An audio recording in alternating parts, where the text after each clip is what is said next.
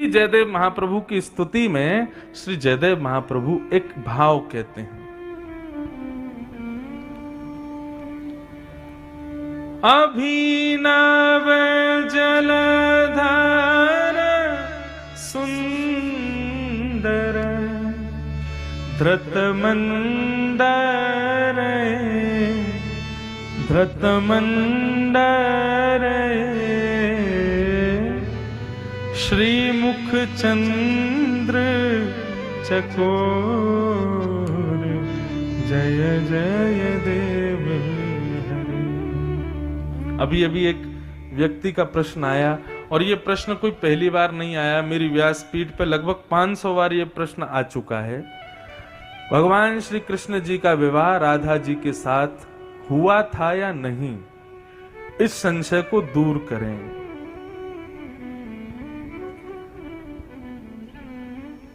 कथाएं जब YouTube पर आती हैं तो उनको सुनना चाहिए। ये मैं बहुत बार इसका उत्तर दे चुका हूं, लेकिन पुनः देता हूं। बंधुओं, श्री किशोरी जी कौन है, श्री राधा रानी कौन है? जैसा कि मैंने कहा कि प्रेम स्वरूपम अवर्णनीयम, प्रेम का स्वरूप और कोई अद्भुत स्वरूप हो उसका वर्णन नहीं किया जा सकता। ऐसी हमारी श्री किशोरी जी हैं, उनका वर्णन संभव नहीं है, लेकिन फिर भी मैं करता हूं। श्री राधा रानी कौन है? कृष्ण से कोई विलग नहीं है, वो कृष्ण से कोई अलग नहीं है। जैसे ज्ञान की स्थापन के लिए भगवान श्री कृष्ण पधारे, वैराग्य की और मर्यादा की स्थापन के लिए प्रभु श्री राम पधारे, ठीक वैसे ही निर्मल भक्ति में भी प्रेम भक्ति, प्रेम लक्षणा भक्ति की स्थापन के लिए श्री किशोरी जी आई हैं, श्री राधा रानी। राधा रानी कोई और नहीं है, स्वयं कृष्ण ही है। भाव ऐसा है कि जब भगवान मोहिनी बनकर के आए थे, मैंने उस दिन बताया था ना, महादेव भी उनके रूप पर मोहित हो गए थे, सारे देवता मोहित हुए, सारे दैत्य मोहित हुए, सब मोहित हो गए मोहिनी भगवान के ऊपर, लेकिन एक व्यक्ति मोहित नहीं हुआ, और वे थे सूर्य नारायण। सूर्य मोहित नहीं हुए, सूर्य मोहित नहीं हुए। सूर्य के हृदय में वात्सल्यता आ गई। वात्सल्यता बच्चों के प्रति आती है, मतलब शिव आदि, सनकादि आदि एवं समस्त देवता, सबके इच्छा मन में ये हो रही थी कि हम इनसे ब्याह कर लें, मोहिनी से, लेकिन सूर्य की इच्छा ये हो रही थी मैं इनसे ब्याह नहीं करूं, इनको अपनी बेटी बना लूं। सुंदर पत्नी सबकी इच्छा थी, लेकिन सूर्य की इच्छा थी सुंदर बेटी। और मोहिनी भगवान किसी पर नहीं रीझे, मोहिनी भगवान सूर्य की भावना पर रीझ गए।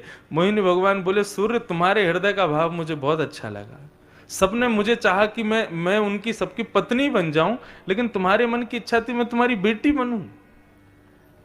सूर्य नारायण बोले, हाँ भगवान, मेरी यही इच्छा है कि आप जैसी सुंदरी बेटी का मैं कन्यादान करूं, आप जैसी सुंदरी का मैं पिता कहलाऊं, उससे मेरा गौरव बढ़े। भगवान इतने प्रसन्न हो गए, भगवान ने वचन दिया, बोले हम वचन देते हैं द्वापर में तुम सूर्य ही वृषभानु बनोगे। और मोहिनी ने पूरे देवताओं को मोहित किया, लेकिन मोहिनी को भी जो मोहित करे, ऐसी सुंदर श्री राधा रानी के रूप में हम तुम्हारे यहां जन्म लेंगे। तो मोहिनी देवताओं को मोहित करती है, लेकिन मोहिनी को भी जो मोहित करे, ऐसा श्री किशोरी जी का स्वरूप द्वापर में वही भानु यानी कि सूर्य वृषभानु बने, और उनके यहां पर मोहिनी ही, भगवान कृष्ण ही श्री किशोरी जी के रूप में प्रकट हुए, मानव को बताने के लिए कि निष्काम प्रेम क्या है, अकिंचन प्रेम क्या है, कामनाओं से रहित प्रेम क्या है, उसके लिए किशोरी जी का प्रादुर्भाव हुआ। और प्रेम के रूप में किसको स्वीकार किया? कृष्ण को। कृष्ण कौन है? श्री किशोरी जी और कृष्ण एक दूसरे के ही प्रतिबिंब हैं। प्रतिबिंब मतलब हम सब एक हैं, लेकिन सुबह स्नान करने के बाद जब दर्पण में खुद को देखते हैं तो दो हो जाते हैं, एक तो मैं खड़ा हूं, एक दर्पण में दिख रहा है। और दर्पण में दिखने वाला हमारा ही स्वरूप हमको बड़ा प्रिय होता है। ऐसा संसार में कोई व्यक्ति नहीं जिसको अपने आप को शीशे में देखना अच्छा ना लगता हो, सबको अच्छा लगता है। दर्पण का हमारा स्वरूप हमको अपनी प्रियतमा से भी प्रिय होता है। ठीक वैसे ही श्री कृष्ण का प्रतिबिंब स्वरूप किशोरी जी हैं और किशोरी जी का प्रतिबिंब स्वरूप कृष्ण है।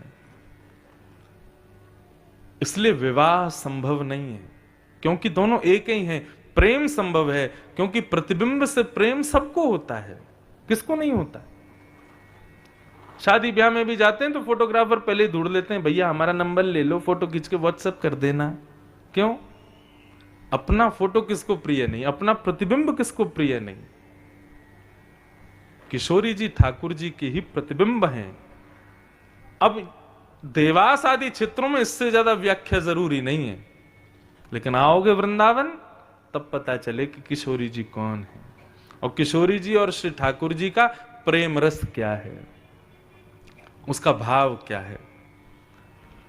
लेकिन गर्ग संहिता की यदि बात करोगे तो श्री गर्गाचार्य जी ने जो गर्ग संहिता लिखी है वहां पर कृष्ण राधा का विवाह हुआ है, भागवत में नहीं हुआ, क्योंकि दोनों विलग नहीं हैं। अलग जो होते हैं उनको एक साथ किया जाता है, विवाह के सूत्र में बांधा जाता है, लेकिन जो एक ही हैं उनको कहां विवाह कराओगे।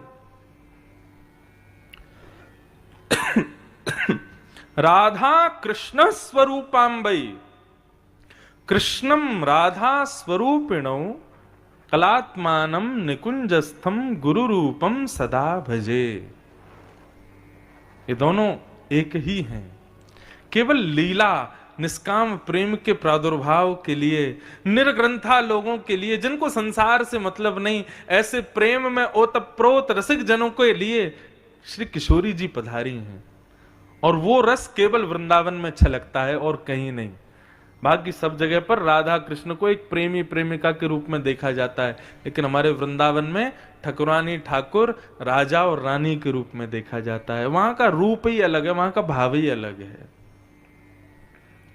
इसलिए ठाकुर जी का विवाह नहीं हुआ, क्योंकि किशोरी जी राधा ही ठाकुर जी की आत्मा ही है, ठाकुर जी का ही अंश है, ठाकुर जी की ही शक्ति है किशोरी जी। जयदेव महाप्रभु कहते हैं, जब ठाकुर जी ने गोवर्धन पर्वत को धारण किया उस समय पर इतना बल ठाकुर जी को प्राप्त हो गया। 7 दिन 7 रात्रि पर्यंत अपनी एक अन्य उंगली पर धारण किया।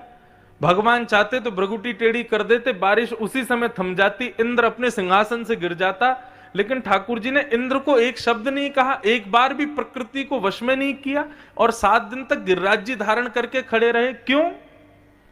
ठाकुर जी चाहते तो इंद्र को 2 मिनट में बता देते कि तू गलत कर रहा है। क्यों नहीं किया ठाकुर जी ने ऐसा? तब श्री जयदेव महाप्रभु कहते हैं वो इसलिए नहीं किया क्योंकि सारे ब्रजवासी गोवर्धन पर्वत के नीचे ही खड़े थे और श्री वृषभानु नंदिनी श्री राधा रानी सामने खड़ी थी, तो उनको निहारने के लिए अच्छा खासा समय ठाकुर जी को चाहिए था। इसलिए 7 दिन तक ठाकुर जी यूं ही खड़े रहे और उनको देखते रहे। श्री मुख चंद्र चकोर जय जय देव हरि। और एक साधारण बात कह दूं, ठाकुर जी थक गए थे, स्वयं को रिचार्ज कर रहे थे। किशोरी जी देख रही थी ना, तो ठाकुर जी को आनंद आ रहा था, इसलिए 7 दिन तक यूं ही खड़े रहे। नहीं तो ठाकुर जी ऐसे देख लें तो इंद्र की मजाल एक बूंद नीचे गिर दे, लेकिन 7 दिन तक कुछ कहा ही नहीं इंद्र से। इंद्र जब खुद थक गया, और भागवत में तो वर्णन है कि इंद्र की मेघमालाएं खत्म हो गई, इंद्र के पास पानी खत्म हो गया, इतना बरसाया इंद्र ने। तब इंद्र को लगा कि मैंने गलत किया है और इंद्र ने आकर के फिर क्षमा मांगी भगवान से, तब भगवान ने गिरिराज जी नीचे रखे। ये सर्वसमर्थ ठाकुर जी चाहते तो इंद्र को 2 मिनट में बता देते, लेकिन क्यों नहीं बता रहे? इस भेद को खोला श्री जयदेव महाप्रभु ने।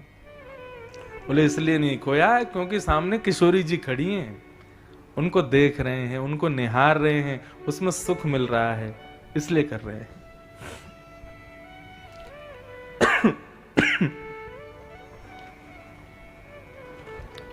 ऐसी गोवर्धन लीला ठाकुर जी ने व्यवस्थित की और श्री गोवर्धन नाथ को पुनः विराजमान करके ठाकुर जी ने इंद्र की स्तुति को स्वीकार किया। इंद्र ने स्तुति गाई और स्तुति में कहा कि पिता गुरुस्त्वं जगतामधीशो दुरत्ययः काल उपात दंड हिताय स्वेच्छा तनुभि समीहसे मानं विधुन्वन् जगदीश मानिना। मुझसे गलती हो गई भगवान, मैं आपके रूप को पहचान नहीं पाया। मुझे लगा कोई छोटा ग्वारिया बालक है, इसलिए मैंने इतनी मेघमालाओं को आदेश कर दिया, पूरे ब्रज को बहाने का आज्ञा कर दी। मुझसे बहुत बड़ी गलती हो गई भगवान, मुझे क्षमा कर दीजिए। आप चाहें तो मुझे दंड दीजिए। इंद्र ने स्वयं मुख करके मांगी है कि मुझे दंड दीजिए। भगवान ने लेकिन इंद्र को दंड नहीं दिया और इंद्र के समस्त दोषों को शांत कर दिया। बंधुओं, गलती करने पर क्षमा किया जाता है, परंतु दंड अपराध करने पर दंड दिया जाता है। ब्रह्मा ने भी एक गलती की थी। कल मैंने वो कथा बड़े सूक्ष्म में कहकर के मैं आगे निकला था, लेकिन ठाकुर जी ने उस गलती से क्षमा नहीं किया ब्रह्मा को, परंतु आज इंद्र ने जो किया उससे ठाकुर जी तुरंत सहज क्षमा कर देते हैं, उसको दंड नहीं देते। क्यों? क्योंकि क्रिया दोनों की अलग है। ब्रह्मा ने ग्वाल बालों का हरण किया था भगवान की परीक्षा लेने के लिए, मतलब अपने वैष्णवों को, ठाकुर जी के वैष्णवों को ठाकुर जी से दूर किया था। और इंद्र ने जो किया, वर्षा करी, तो सारे वैष्णव ठाकुर जी के समीप आ गए, सब सन्निकट आ गए। इसलिए ठाकुर जी ने उसको क्षमा कर दिया, क्योंकि तेरी क्रिया से सब मेरे समीप आए। और ब्रह्मा को इसलिए क्षमा नहीं किया क्योंकि ब्रह्मा की क्रिया से सब दूर चले गए। इससे ये बात समझ आई कि भाई जिस क्रिया से भगवत सानिध्य प्राप्त हो वो क्रिया ठाकुर जी को प्रिय है, और जिस क्रिया से भगवत विमुख हम हो जाते हैं वो क्रिया ठाकुर जी को बिल्कुल प्रिय नहीं है। अब स्थिति ये है हम संसारवादी लोगों की कि हमको कष्ट के समय पर ठाकुर जी की याद ज्यादा आती है और सुख के समय पर ठाकुर जी का स्मरण कम होता है। अब ठाकुर जी को वो क्रिया पसंद है जिससे उनकी याद ज्यादा आवे। यदि कष्ट में याद आती है तो ठाकुर जी फिर खूब कष्ट देते हैं, बोले अच्छा कम से कम इस बहाने याद तो भी करेगा। इसलिए संभाल करके रहो। केवल कष्ट की स्थिति में, विपरीत स्थिति में, दुख की घड़ी में ही ठाकुर जी का स्मरण मत करो। हर स्थिति में ठाकुर जी का स्मरण करो, हर भाव में ठाकुर जी को याद करो। ठाकुर जी, ताकि आपका हर भाव उनको प्रिय लगे। ठाकुर जी को पता चल जाए कि जब गिरता है तभी इसको मेरी याद आती है, तो फिर बार बार गिरेंगे, कम से कम बार बार याद तो भी आएगी इसको। लेकिन ठाकुर जी सोचें कि नहीं भाई, जब इसको बढ़िया पकवान खाने को मिलते हैं तब भी याद करता है, अच्छी नींद आती है तब भी याद करता है, कहीं घूमने जाता है तब भी मुझे याद करता है, तो ठाकुर जी फिर सब सुखद ही बना देंगे, सब बढ़िया ही बना देंगे, सब आनंद में ही बना देंगे। अपनी स्थिति को पहचानो, हम कब स्मरण करते हैं ठाकुर जी का। इंद्र ने भगवान की स्तुति गाई और स्तुति गाते हुए भगवान से दंड की कामना की कि मुझे दंड दीजिए। एक बात कहें बंधुओं, व्यक्ति का सबसे बड़ा सद्गुण क्या है? अपने अवगुण को स्वीकार करना, अपने कृत्य को गलत यदि किया है तो उसको स्वीकार करना। हां मैंने किया है ऐसा, ये स्वीकार नहीं करते हम लोग। अपने अवगुणों को, अपने दुर्गुणों को, अपने गलत कृत्यों को हम लोग छिपाने का प्रयास करते हैं, उस पर पानी फेरने का, उसको ढकने का प्रयास करते हैं।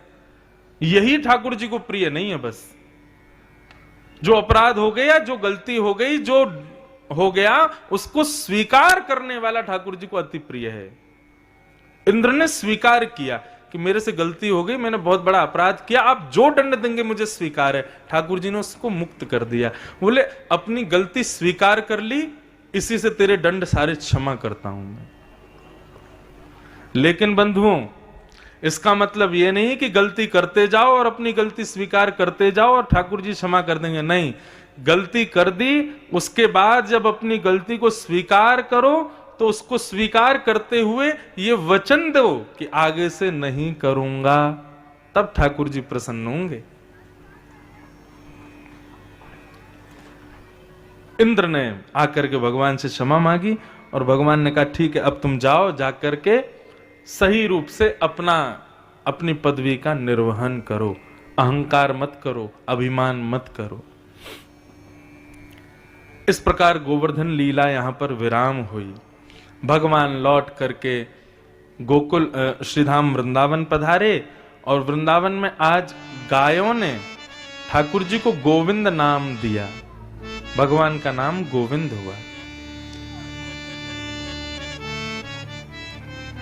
जिनकी आयु थोड़ी ज्यादा होने लग जाए ना, ठाकुर जी को पुकारने में वो गोविंद शब्द का इस्तेमाल ज्यादा करें। मतलब अपने कीर्तन में गोविंद नाम का उच्चारण करो।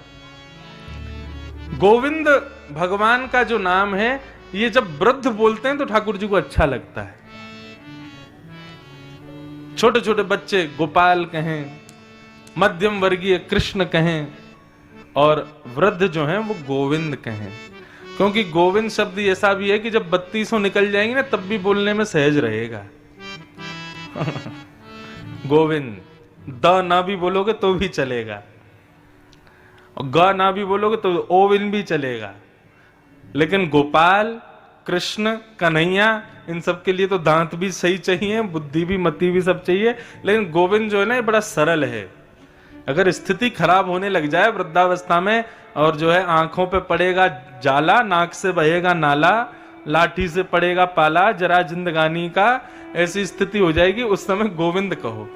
लेकिन ये मैं केवल साधारण भाव से नहीं कह रहा हूं बंधु, प्रमाण है इसका। और प्रमाण कौन है? साक्षात कुंती। कुंती भगवान के सारे भक्त मंडलियों में सबसे वृद्ध है। कृष्ण लीला में सबसे वृद्ध भक्ता कौन है भगवान की? कुंती, पांडवों की मां। और भी होंगे, लेकिन क्योंकि कई लोग ऐसे हैं वो कथा में केवल यही सुनने बैठते हैं, महाराज जी ने क्या बोला, अच्छा कुंती, आपने उग्रसेन का तो नाम नहीं लिया, वो भी वृद्ध था। कई लोग ऐसे लिख लिख के दे देते हैं। लेकिन मैं अपनी दृष्टि से कहूं, कुंती भगवान की भक्त थी, सबसे वृद्ध। लेकिन जब वो कुंती स्तुति गाती है ना भगवान की, तब क्या कहती है?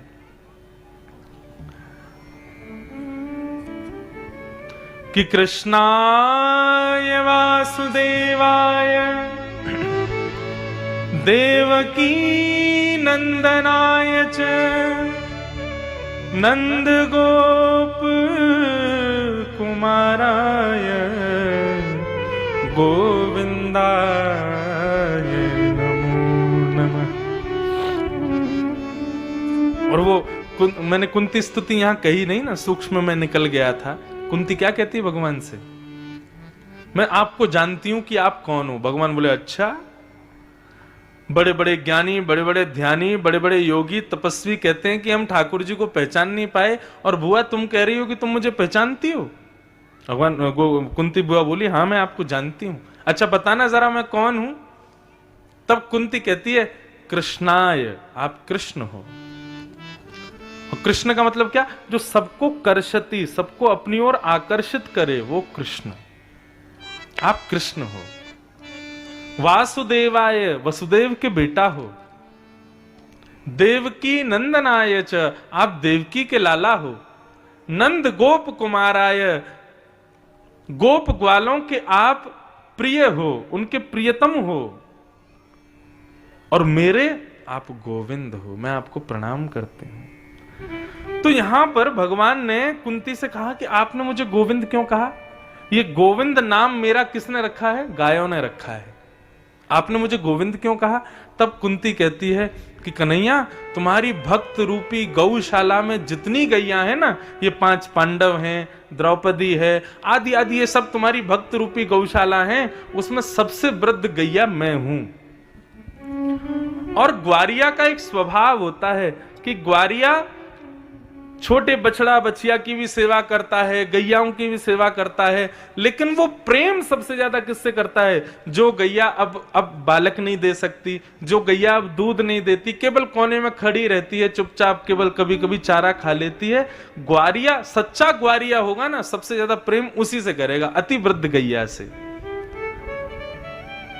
कुंती आज गोविंद कहकर के भगवान से कहती है कि हे कन्हैया, तुम्हारी भक्त रूपी गौशाला में इतनी सारी गैया हैं, इतने सारे बछड़ा बछियां हैं, लेकिन मैं गोविंद कहकर के तुमको संकेत कर रही हूं कि सबसे वृद्ध मैं हूं, जितना हो सके सबसे ज्यादा मेरे से प्रेम करना।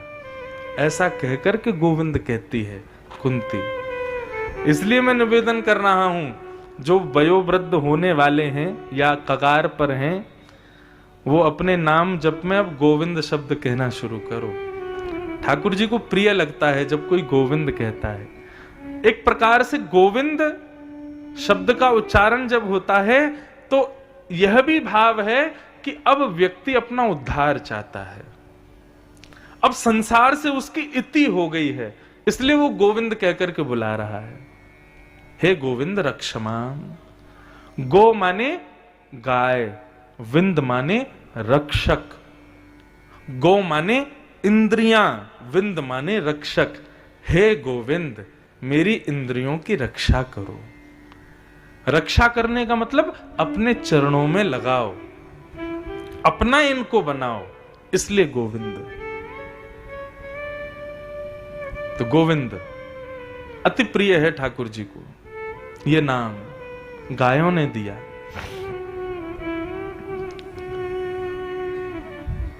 गोविंद नाम पड़ गया भगवान का। और इसी श्रृंखला में आगे फिर एकादशी व्रत की कथा बताई गई।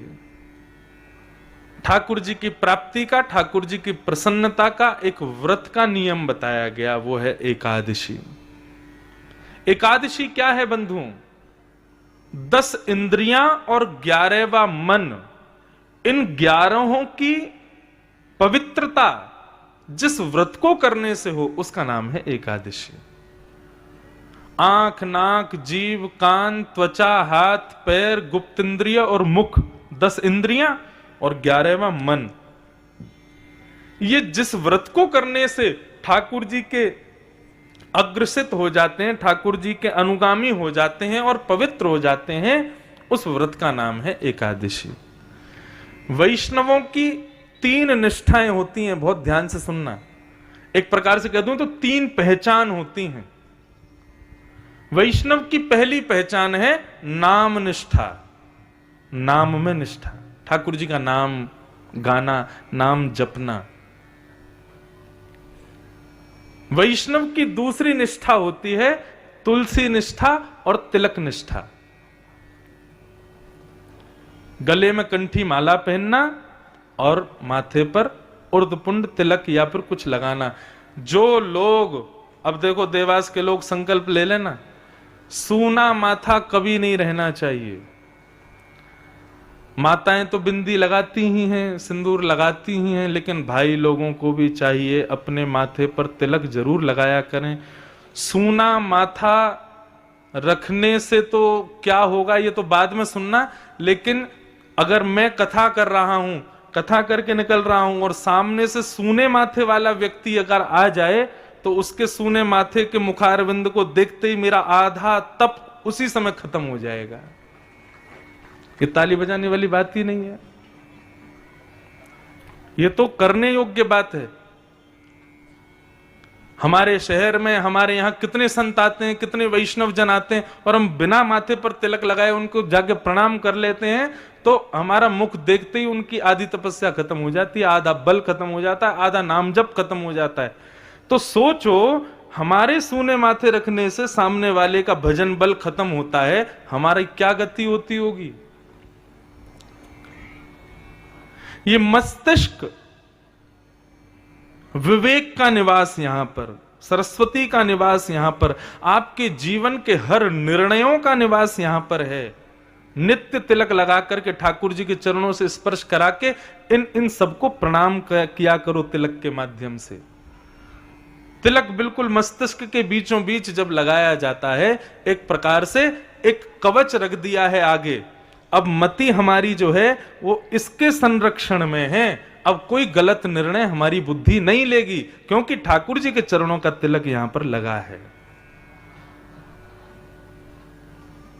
सूना माथा देखने वाले व्यक्ति का मैं शब्द नहीं बोल सकता क्या लिखा है, वह देखने के समान है सूने माथे वाले व्यक्ति को देखना। मैं नहीं रह सकता। और अब स्थिति हो गई है तिलक लगा लगा के, अब मैं बिना तिलक के रहता हूं ना, तो मेरा चेहरा ही बिल्कुल ऐसा लगता अजीब। मुझे खुद तिलक जरूर लगाना चाहिए, कोई ना कोई दैवी चिन्ह माथे पर। माथा सूना नहीं होना चाहिए, ना माताओं का ना भाइयों का। प्रणालियों में तो लिखा है 12 अंगुल का तिलक होना चाहिए, 12 उंगली। मतलब यहां से गिनना शुरू करोगे तो 12 उंगलियां ही बैठेंगी यहां तक।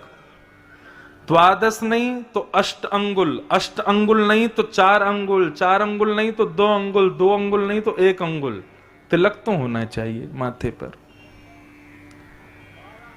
और इसका व्यवहारिक भाव यह है कि जब हम तिलक लगा करके चलते हैं ना, फ्लाइट में जाओ, ट्रेन में जाओ, बस में जाओ, ऑफिस में जाओ, पार्टी में जाओ, शादी में जाओ, तिलक लगा के जाओ। सामने वाला व्यक्ति जब आपके माथे पर उर्धपुंड को देखेगा ना, उसको देखते ही उसके हृदय में आएगा ये जरूर कोई वैष्णव है, जरूर कोई भक्त है, ठाकुर जी को प्रणाम करके आ रहा है, या तो मंदिर से आ रहा है। कुछ भी भाव रखे, आपके तिलक लगाने से देखने वालों के हृदय में भगवान अपने आप प्रकट हो जाएंगे। ये तिलक की महिमा है। इसलिए बिना तिलक के माथा कभी नहीं रहना चाहिए। आज से देवास वाले संकल्प कर लो, ये वैष्णव चिन्ह अपने माथे पर नित्य रखा करो, तिलक लगाओ। तो वैष्णवों की 3 निष्ठा, पहली नाम निष्ठा, दूसरी तिलक तुलसी निष्ठा, और तीसरी एकादशी निष्ठा। ये वैष्णवों की 3 पहचान है। जो वैष्णव या तो तीनों करे, या इनमें से कोई 2 करे, या फिर इनमें से कोई 1 करे, वो वैष्णव है। लेकिन पूर्ण वैष्णव की ये 3 पहचान है। इसलिए इन पहचानों को जीवन में लाओ, तभी आप वैष्णव। वैष्णव का मतलब क्या होता है? वैष्णव का मतलब विष्णु का, भगवान का, श्रीनाथ का, कृष्ण का, वो है वैष्णव। उनका जो है उसकी पहचान है वैष्णव। तो जैसे स्कूल में बिना आईडी कार्ड पहने चले जाओ तो टीचर बहुत डांटते थे, ऐसे ही वैष्णव हो तो अपने आईडी कार्ड पहना करो, तिलक लगाया करो, गले में कंठी माला पहना करो, एकादशी किया करो। एकादशी व्रत के अनेक महात्म कहे गए हैं, क्यों करना चाहिए, क्या उसका तात्पर्य है, सब विधान बहुत सारे उसमें बताए गए हैं। लेकिन एक सीधी बात मैं अपनी कथाओं में अधिकतर कहा करता हूं कि एकादशी हम वैष्णवों की करवा चौथ है। जैसे एक पत्नी अपनी पति की दीर्घ आयु के लिए या पति के पातिव व्रत धर्म की संरक्षण के लिए साल में 1 दिन व्रत रखती है। किसका? करवा चौथ का। जो माताएं करवा चौथ का व्रत नहीं रखती, जो बहनें करवा चौथ का व्रत नहीं रखती, उसको कहते हैं कि अभागी है, अपने विवाहित जीवन के लिए व्रत नहीं करती, अपने पति के लिए, अपने पातिव्रत धर्म के लिए। पहले तो माताओं के लिए कहा जाता, आजकल पति लोग भी रखते हैं करवा चौथ पे, और इसमें कोई उपहास वाली बात ही नहीं है, सामान्य है, दोनों को रखो, कोई दिक्कत नहीं। अहोई अष्टमी आती है, उस दिन माताएं अपने बेटों के लिए व्रत रखती हैं। मैं साल भर में व्रत नहीं रख पाता, 2 ही व्रत रखता हूं, या तो जन्माष्टमी या अहोई अष्टमी। मां हमारे लिए कुछ नहीं खा रही, हम भी उसके लिए कुछ नहीं खावे। अच्छा, कुछ ना खाना, ये क्या फिलॉसफी है? सुनो, हम जब जन्म लेते हैं ना, और जिस दिन हमारा अन्नप्राशन संस्कार होता है, अन्नप्राशन संस्कार होते ही हमारी आयु कम होने लग जाती है। मतलब अन्न जीव पर जितनी बार जाता है उतनी बार हमारी आयु कम होती है। इसलिए कहते हैं खाने दाने दाने पर लिखा है खाने वाले का नाम। क्यों? क्योंकि जितने दाने तुम्हारे लिए लिखे हैं उतने जब तक तुम खा नहीं लोगे तब तक तुम्हारी मृत्यु नहीं होगी। प्रत्येक दिन हम लोग भोजन करते हैं, रोटी खाते हैं, अन्न खाते हैं, चावल खाते हैं, दाल खाते हैं, तो हमारे जो चित्रकेतु हैं, मतलब पिए हैं उनके, ब्रह्मा जी के चित्रकेतु, वो चित्रकेतु सबका लेखा जोखा रखते हैं कि मैंने इंद्रेश को पृथ्वी पर भेजा है, उसके नाम से इतना अन्न वो जिस दिन खा लेगा उस दिन उसकी मृत्यु होगी। यदि एक दिन भी मैं अन्न नहीं खाता हूं, व्रत करता हूं, अन्न का सेवन नहीं करता हूं, तो उस दिन चित्रकेतु मन में विचार करते हैं आज इसने अन्न नहीं खाया, तो मेरी एक दिन अन्न ना खाने से एक दिन की आयु मेरी बढ़ जाती है। यह है व्रत का मतलब। माताएं बहनें जो उस पर करवा चौथ पे व्रत करती हैं, एक दिन अन्न नहीं खाती और फिर रात को पति को देख करके जल पी लेती हैं, अन्न खा लेती हैं, पति को केवल एक दिन की आयु मिलती है, पत्नी की एक दिन का जीवन मिल जाता है उसको। ठीक वैसे ही ठाकुर जी को अपना सर्वस्व न्यौछावर करो, और सबसे ज्यादा बहुमूल्य हमारा है जीवन, हमारा एक दिन। हम ठाकुर जी का व्रत करके, एकादशी का व्रत करके अपने उस एक दिन को जो हमको एक्स्ट्रा मिला है वो हम ठाकुर जी को अर्पित कर देते हैं। ये है एकादशी। ऐसे एकादशी व्रत के महात्म्य को बताया गया। तो वैष्णवों की ये 3 निष्ठा है, इन 3 निष्ठाओं का पालन वैष्णवों को करना चाहिए। भगवान किसे कहते हैं? भगवान कहते हैं जो षड ऐश्वर्यों से संपन्न है उसको भगवान कहते हैं। बहुत ध्यान से सुनिए सब लोग, इधर देखिए, ध्यान से सुनो। जो षड ऐश्वर्यों से संपन्न है उसको भगवान कहते हैं।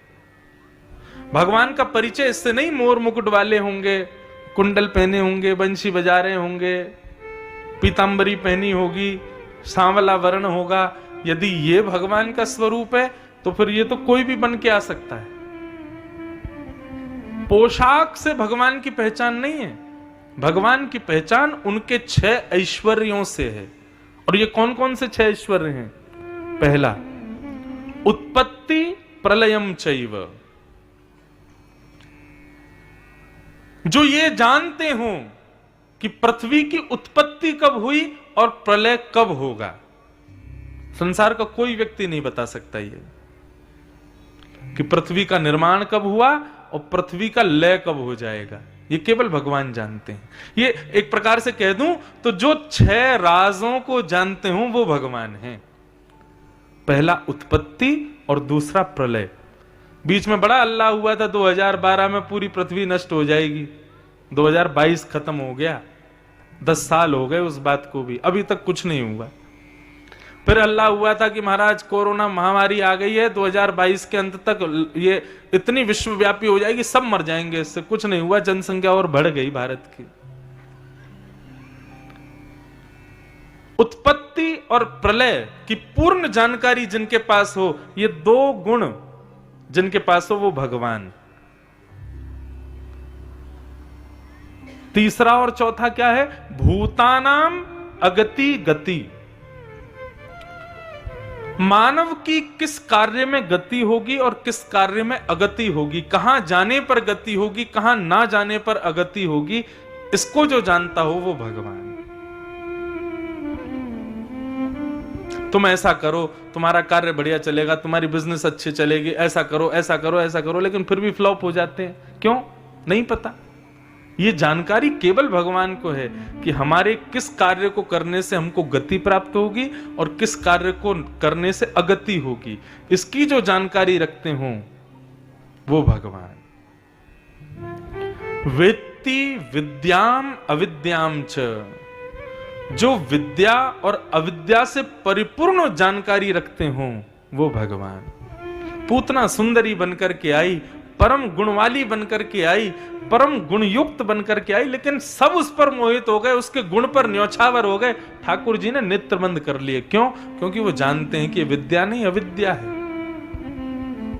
सामने प्रणाम कर रहा मंदिर में व्यक्ति किस भाव से प्रणाम कर रहा है भगवान सब जानते हैं। आज स्थिति ऐसी है बंधुओं, दंपति अपनी 50वीं एनिवर्सरी मनाते हैं। आज महाराज जी 50 साल हो गए हमको, लेकिन उस समय मन में आता है क्या आप दोनों एक दूसरे को भली भांति जानते हो? वो कितना भी कहें हम भली भांति जानते हैं, लेकिन ये हो ही नहीं सकता। कोई ना कोई राज वह भी छुपा के बैठी है, कोई ना कोई राज उसके हृदय में भी है जो दोनों को ही नहीं पता, और उस राज को केवल और केवल परमात्मा जानते हैं। मानव कैसा है मैं अपनी कथा में कहता हूं, ये केवल दो लोग जानते हैं, या तो भगवान या वो खुद, तीसरा उसको कोई नहीं जानता। लेकिन ये हमारे अंदर के समस्त राजों को, विद्या विद्याओं को जो जानते हो वो भगवान। ये 6 गुण जिनके पास हो, ये 6 बातें जो जानते हो वो भगवान हैं। उत्पत्ति प्रलयम चैव भूतानाम अगति गति वेत्ति विद्याम अविद्याम च सवाच्यो भगवान इति। ये भगवान के लक्षण हैं। मैं तो कहता हूं कि श्रोता सब कौन है? गुल्ला। कौन है? सब गुल्ला हैं। और भागवत की कथा क्या है? बोले ये रस है। और जब रस में ये सारे गुल्ला ओतप्रोत हो जाते हैं तब रसगुल्ला बनता है, तब श्रीनाथ जी उसको मुख से लगाते हैं, तब उसको स्वीकार करते हैं, तब उसका भोग लगाते हैं। अभी हम लोग क्या है? फीके गुल्ला हैं। ठाकुर जी को शुगर थोड़ी है जो हमको ऐसे ही खा जाएंगे। जब तक रस से युक्त नहीं होगे, जब तक रस से ओतप्रोत नहीं होगे, तब तक ठाकुर जी स्वीकार नहीं करेंगे। उस रस को हृदय में धारण करो, उस रस में सराबोर हो जाओ, ताकि ठाकुर जी आपको स्वीकार करें।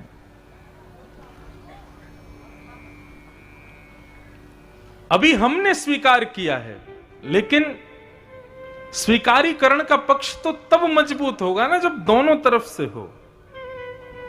ठाकुर जी का अभी स्वीकारीकरण कहां मिला है हमें? सूरदास को मिला था, तुलसीदास को मिला था, मीराबाई को मिला था, रैदास को मिला था। अब रैदास की कथा सुनाएं। रास किसे कहते हैं? सुनो ध्यान से। रैदास जी नदी में स्नान कर रहे थे, और नदी में स्नान करते करते श्री रैदास जी को अपने पैर के नीचे कुछ अनुभव हुआ। रैदास जी ने जैसे ही उठा करके देखा तो नन्हे से ठाकुर जी वहीं गंगा जी से उनको प्राप्त हो गए। रैदास जी बोले बड़ी कृपा भगवान, आप स्वयं कृपा करके पधारे हो, आइए अब आपकी सेवा करूं। रैदास जी ले गए अपनी कुटिया में जाकर के धीरे धीरे धीरे धीरे करके ठाकुर जी के सेवा को बढ़ाया। एक संग ही सब व्यवस्था नहीं की, जो जो व्यवस्था होती गई रैदास जी वो करते थे। रैदास जी की भक्ति की पराकाष्ठा ऐसी बताते हैं कि श्री रैदास जी भ्रमण बहुत करते थे। कभी जगन्नाथपुरी चले गए, कभी वृंदावन, कभी अयोध्या, द्वारिका, बद्रीनाथ, रंगनाथ, सब जगह तीर्थों में घूमते रहते थे। लेकिन जब से उनके ठाकुर जी घर में आ गए, तब से रैदास जी का तीर्थों में जाना बंद हो गया। क्यों? रैदास जी तो कहीं भी भिक्षा मांग के खा लेते थे, अब ठाकुर जी का तो सुच्चा भोग लगाना पड़ेगा, अमनिया भोग लगाना पड़ेगा। किसी के यहां का बना हुआ ऐसे थोड़ी रख देंगे ठाकुर जी के आगे। रैदास जी को बड़ा कष्ट होता था कि अब मैं तीर्थों में नहीं जा पाता जब से ठाकुर जी आए हैं। तो रैदास जी ने एक नियम बनाया, भाव पक्ष को आगे रख के अपनी कुटिया में ही सारे तीर्थ प्रकट कर दिए। ये कोना बद्रीनाथ, वो कोना रंगनाथ, ये कोना वृंदावन, ये कोना आदि आदि। इस प्रकार अपनी कुटिया में ही ठाकुर जी को सजाते धजाते और उनको उठा करके ले जाते, एक कोने में रख देते और कहते ठाकुर जी आज रामेश्वरम आए हैं हम। कौनों का नाम ही रख दिया। और विश्वास माने रैदास जी की भक्ति ऐसी थी कि जेठ की भरी गर्मी में रैदास जी अपने ठाकुर जी को यदि भाव में अपनी कुटिया में बद्रीनाथ ले जाते थे ना, तो उनके गांव में बर्फ गिरने लगती थी, ब्यार ठंडी बहती थी, लोग सॉल कंबल ओढ़ के घूमते थे। कोई पूछता अरे भाई जेठ का महीना कंबल ओढ़ के घूम रहे हो? बोले आज जरूर रैदास के ठाकुर जी बद्रीनाथ गए होंगे, तभी पूरे गांव में सर्दी हो रही है। और कभी सर्दी के महीने में यदि रैदास जी अपने ठाकुर जी को रामेश्वरम ले जाते थे, भरी सर्दी में कोहरे में भी वहां पर सब अपने स्वेटर उतार करके सारे वस्त्रों को खोले घूमते, भाई बड़ी गर्मी लग रही है, क्यों? बोले हाँ जरूर रैदास के ठाकुर जी रामेश्वरम गए होंगे। ऐसी भक्ति थी रैदास की। परंतु रैदास के इस भाव से जितने लोग आनंदित हो रहे थे, उतने लोग उससे जलने भी लगे। रैदास जी एक विजातीय थे, एक उच्च श्रेष्ठ कुल में जन्म नहीं था उनका। लोगों ने जाके राजा से शिकायत कर दी, ठाकुर जी की सेवा का अधिकार तो केवल ब्राह्मण क्षत्रिय वैश्यों को है। ये रैदास एक छोटी जाति का ठाकुर जी की सेवा करता है, अपराध कर रहा है, और इसका अपराध पूरे गांव को भोगना पड़ेगा राजन। राजा ने कहा भाई ऐसा कोई काम नहीं होना चाहिए, रैदास को बोलो अपने ठाकुर जी राजघर में जमा करवा दे। रैदास को बुलाया, रैदास से कहा भैया तुम अपने ठाकुर जी या तो इन ब्राह्मणों को दे दो या फिर हमारे राजभवन में दे दो, तुम सेवा नहीं कर सकते।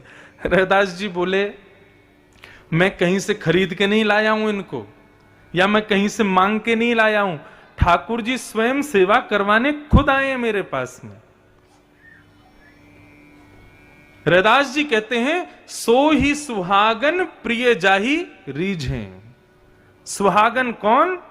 जिससे ठाकुर जी रीझ जाए। कैसा तेरा मेरा? आपके और मेरे नहीं है ठाकुर जी, जिससे रीझ जाए उसके हैं। हमारे श्री गिरधर लाल जी, अब मैं एक रामानुजी परंपरा का अनुयायी और वे पुष्टि मार्ग के ठाकुर जी अपने आप आए हैं, हम कोई लेके नहीं आए इनको, कहीं से खरीदे नहीं हैं। और एक बात और कह दूं, कभी भी ना तो पूछना, कई लोग आके मेरे से पूछ लेते हैं ना आप कितने के खरीद के लाए अपने ठाकुर जी, तो मन करता है अच्छा तुम अपने बालक कितने के खरीद के लाए दुकान से?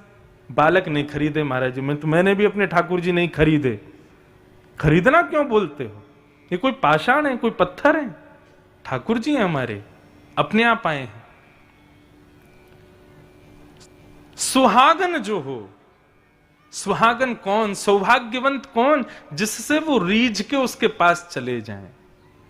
सो ही सुहागन प्रिय जाही रीझें। कहां से आते हैं, कैसे आते हैं, ये लीला तो ठाकुर जी जाने।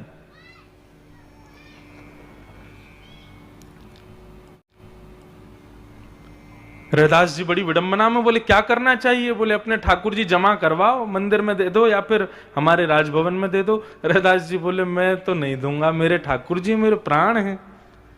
राजा बोले देखो तुम विजाती हो, तुम सेवा करोगे तो अपराध पूरे गांव को लगेगा। बोले मेरी सेवा से अपराध पूरे गांव को लगेगा? बोले हाँ ऐसा हमने सुना है। तो फिर रैदास ने कहा एक काम कर लीजिए, ठाकुर जी से ही पूछ लो वो किसके पास जाना चाहते हैं। बोले ये कैसे संभव होगा? तो रैदास ने युक्ति बताई। बोले एक काम करते हैं, कल ठाकुर जी को सिंहासन में यहां बीच में पधरा दूंगा, एक तरफ आपके सब विद्वान ब्राह्मण और सारे क्षत्रिय और वैश्य समाज के लोग बैठ जाएं, एक तरफ अकेला मैं बैठ जाऊंगा, दोनों अपने भाव से ठाकुर जी को रिझाएंगे। ठाकुर जी जिससे रीझ के जिसके पास मुड़ गए, जिसके पास घूम गए, समझो ठाकुर जी उसी के हैं। बोले हाँ सब तैयार? बोले यही करेंगे।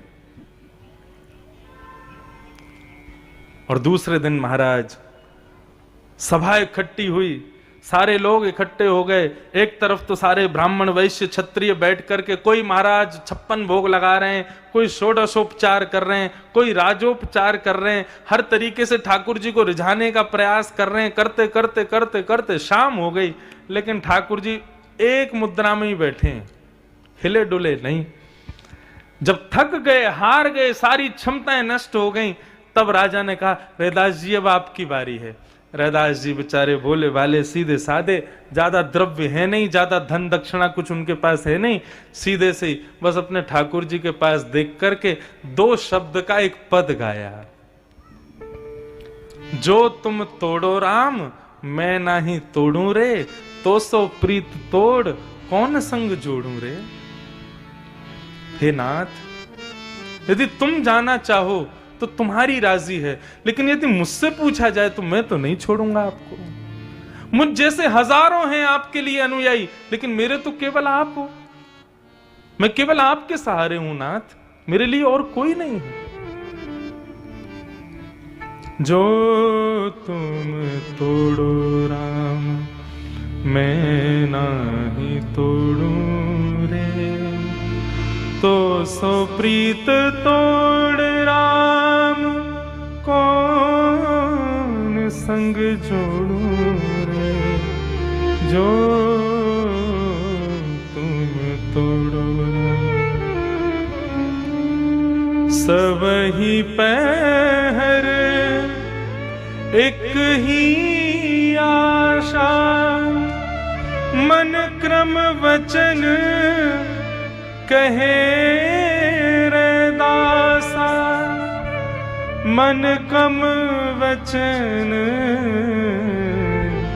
कहे रैदासा। जो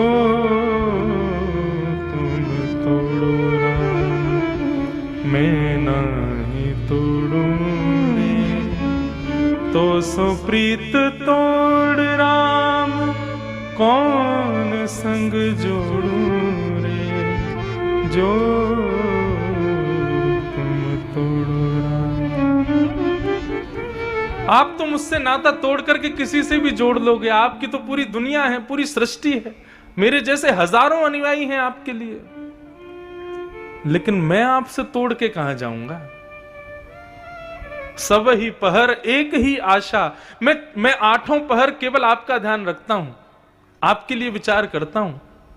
मन क्रम वचन कहे रैदासा। और ऐसे भाव आवेश में आकर के श्री रैदास जी गा रहे थे, नेत्रों से अश्रुधार झरझर गिर रहे थे। तभी देखते ही देखते संपूर्ण ग्रामवासी और राजा के सन्मुख ही ठाकुर जी, जो कि एक पाषाण के रूप में वहां बैठे थे, वो अचानक से वहां से अंतर ध्यान हो गए और श्री रैदास जी से जाकर के गले लग गए, रैदास जी की गोद में बैठ गए।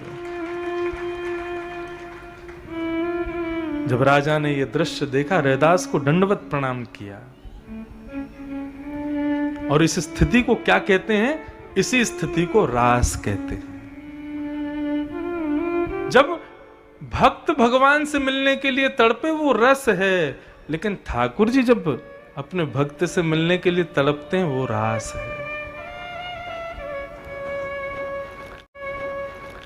ऐसी रास की स्थिति हमारी हो जाए, इसके लिए कथा सुनते हैं हम।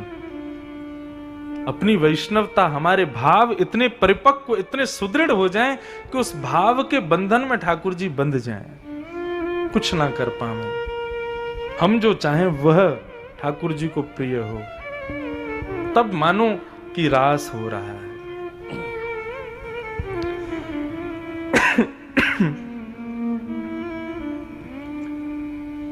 रास का मतलब हमने केवल एक चीज मान ली, नाचना, नृत्य करना, हाथ में 2 डंडी पकड़ करके एक दूसरे को मार रहे हैं, वही रास है ना। रास का मतलब जीवात्मा और जीवात्मा का नृत्य नहीं है। रास, रास का मतलब है मिलन जीवात्मा और परमात्मा का। अब आप पूछेंगे तो फिर नृत्य क्या है? अरे, जब व्यक्ति अपनी मनवांछित इच्छाएं पूरी होती है ना, तो तो व्यक्ति अपने देहाभिमान से शून्य हो जाता है, उसको फिर अभिमान नहीं होता। और जब व्यक्ति अभिमान रहित होता है ना, तो फिर अपने उत्साह में अपने आप उसका हाथ थिरकते हैं, उसके पैर थिरकते हैं। गोपियों से मिलने के लिए श्याम सुंदर जब प्रकट हुए, गोपियां अपने आप थिरकने लगी, अपने आप नृत्य करने लगी। हमने केवल रास में केवल उस नृत्य को ले लिया, नृत्य नहीं है रास। परमात्मा जब जीवात्मा से मिलने का मन बनाता है, उसको रास कहते हैं। वो तो गोपियों की चरम स्थिति थी उत्साह की, इसलिए नृत्य हुआ था। उत्साह में हम नाचने लगते हैं, हम एक्साइटेड जब होते हैं किसी बात को लेकर के, तो एक स्वभाव है मानव का कि वो नृत्य करने लगता है। वो थोड़े उटपटांग उसकी भावनाएं हो जाती हैं, वो कुछ भी फिर वो देह के अभिमान में नहीं रहता। यहां पर जो गोपियों ने रास किया वो देहाभिमान की शून्यता है। रास का मतलब नृत्य नहीं होता है। भगवान ने गोपियों को आश्वासन दिया था कि हम तुम्हारे साथ रास करेंगे। रास करने का मतलब हम तुम्हारे पास बैठेंगे। रसिक प्रीतम हित चित्त की बातें गिरधारी जी सो कहिए, यह भी एक रास है। अपने हृदय की भावनाएं ठाकुर जी से कहना, ठाकुर जी की भावनाएं श्रवण करना, यह भी एक रास है। मैं तो निवेदन करता हूं कि जब भी कोई गोवर्धन जावे, परिक्रमा लगाओ, दूध की धार चढ़ाओ, आदि आदि जो तुम्हारा मन हो सब करो, लेकिन मेरी कहे एक बात कहना करना, जब गोवर्धन जाओ गिरिराज जी के समीप जाकर के बैठो और गिरिराज जी से चर्चाएं करो, अपनी सुनाओ, अपने भाव कहो।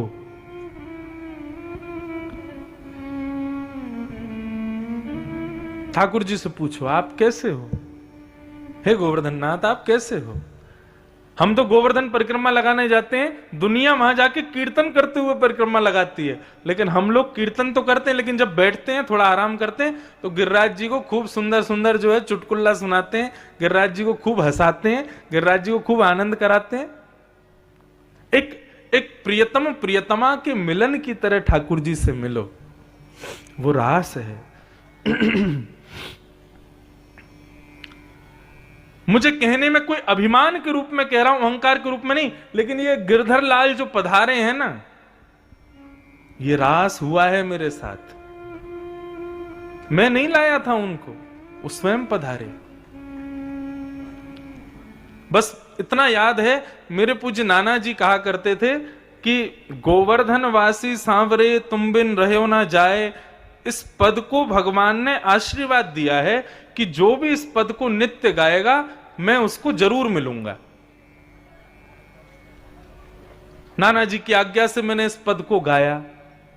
आज पुष्टि मार्गी वैष्णव इस पद को खूब सुनते हैं और इस पद का प्रभाव हुआ। मैं अपने जीवन में पहली बार नाथ द्वार गया था 2019 में, 2018 में नहीं 2019 में जनवरी में,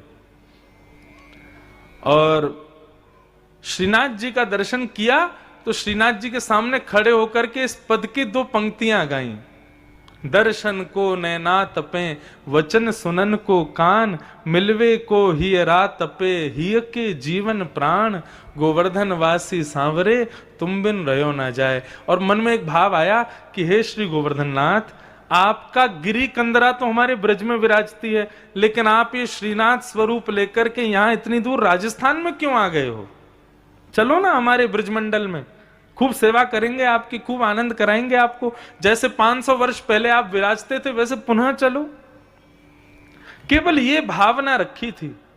मंदिर से निकल करके मैं बाहर गया तो अपनी ही कथा की कहीं धुन सुन रहा था। मैंने मेरी कथा कौन सुन रहा है? और तभी देखा तो एक दुकानदार, उसके यहाँ बहुत सारी मूर्तियां थी ठाकुर जी की, वो एक मूर्ति को छेनी हथौड़ा से सिद्ध कर रहा था और कथा सुन रहा था। मैं जब उसके पास जाके खड़ा हुआ, उसने जैसे ही देखा, वो देख करके बिल्कुल आनंद निमग्न हो गया। बोले अरे आप श्री इंद्रेश जी महाराज? मैंने कहा जी।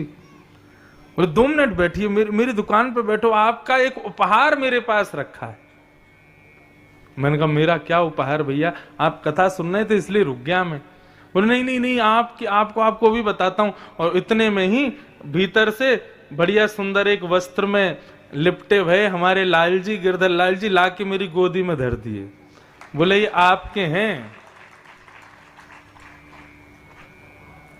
अब आपको इनकी सेवा करनी है। मैंने कि मैं श्रृंगार का सा भी नहीं जानता हूं, कैसे श्रृंगार करूंगा मैं, मुझे नहीं आता। बोले वो ये सब करा लेंगे, आपको मित्र की बहुत जरूरत है, आप चाहते हो गोवर्धननाथ ब्रज में आ जाए। मैंने तुमको कैसे पता मैं चाहता हूं गोवर्धननाथ ब्रज आ जाए? बोले नहीं, ऐसा भाव आया, अब आप इनको लेके जाओ, आप इनकी सेवा करो। और उसने कहा कि ये जो ठाकुर जी हैं ये 5 वर्षों से आपकी प्रतीक्षा कर रहे हैं। मैंने कहा क्यों? बोले इनका निर्माण मैंने तब किया था जब आपने द्वारिका में पहली कथा की थी, और आपकी कथा सुनते हुए मैंने इनका निर्माण किया। तब मैंने मन में विचार किया कि ये ठाकुर जी तो मैं इन्हीं व्यास जी को दूंगा जो कथा जिनकी मैंने सुनी है, और 5 साल से प्रतीक्षा कर रहा, आप अब आए हो, आप लेके जाओ। ये रास नहीं है तो क्या है, स्वयं ठाकुर जी पधारते हैं। स्वयं की स्थिति ऐसी करनी है कि लाल जी आपके पीछे पीछे भगे आमे, संग आवे, संग रहें, संग खावे, संग सोवे, सब संग संग लीला करें। और मैं ये इसलिए नहीं कह रहा कि मैं अपने आप को बड़भागी बता रहा हूं कि मेरे पास लाल जी आए। मैं चाहता हूं ऐसे लाल जी कथा सुनने वाले देवास, इंदौर आदि क्षेत्रों के सबके घर में आ जाएं, अपने आप आ जाएं। ऐसे लाल जी सबके घर में आके सेवा करवा में। लेकिन वो कब करवाएंगे? जब स्वयं की स्थिति रास की करोगे, स्वयं को गोपी मान करके अपने भाव स्वभाव सब में परिवर्तन लाके रस युक्त हो जाओगे, तब उस रस को, तुम्हारे हृदय के उस रस को चखने के लिए ठाकुर जी स्वयं आएंगे। वही रास है। अभी तक रास हुआ नहीं है, अभी तो रस की स्थिति में है हम सब, पर ये रास हो उसी के लिए कथा सुन रहे हैं। और फिर कोई कहे ये तुम्हारे ठाकुर जी कहां से लाए, कितने के लाए, कितने रुपया के लाए, तो मीराबाई का एक पद सुना देना।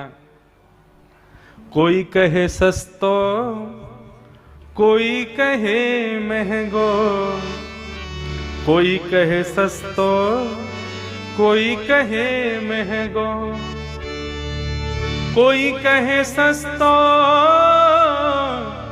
कोई कहे महंगो, पर ये तो आवत प्रेम के मोल रे। कोई कहे कितने के खरीदे? बोले भैया प्रेम रूपी दक्षिणा के खरीदे, तुम पे हो तो खरीद लाना, नहीं तो नहीं आएंगे तुम्हारे पास। ये कोई नोटों से थोड़ी आते हैं, कोई रुपया से थोड़ी आते हैं, ये प्रेम से आते हैं। हो ये तो आवत प्रेम के मोल रे, मैंने लियो रे गोविंदा मोल रे, मैंने लियो रे गोविंदा मोल रे, मैंने लियो रे गोविंदा मोल रे, मैंने लियो रे गोविंदा मोल रे। ओ माई री मैंने लियो रे गोविंदा मोल रे, मैंने लियो रे गोविंदा मोल रे, मैंने लियो रे गोविंदा मोल रे, ओ मैंने लियो रे गोविंदा